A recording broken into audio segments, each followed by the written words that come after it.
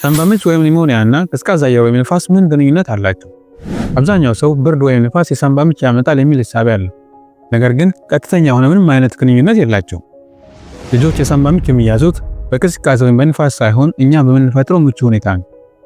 በቅዝቃዜ ወቅት ልጆች ቤት ውስጥ ታምቀው መስኮትና በር ስለማይከፈት ይህ ለባክቴሪያ ወይም ለቫይረስ ምቹ ሁኔታ ይፈጥራል። ሳንባ ምች በቫይረስ ወይም በባክቴሪያ የሚመጣ ሲሆን በሕክምና ይድናል። ለልጆች ብዙ ልብስ ደራርቦ ማልበስ ከሳንባ ምች አይከላከልም።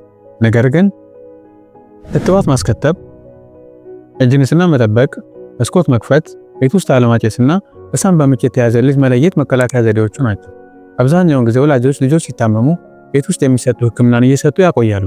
ይህም ልጆችን ወደ ባሰ የጤና ሁኔታ ሊዳረጋቸው ይችላል። ስለዚህ ሁሉም ወላጅ እነዚህ ምልክቶች ካስተዋለ ቶሎ ወደ ሕክምና ተቋም መውሰድ ይኖርበታል።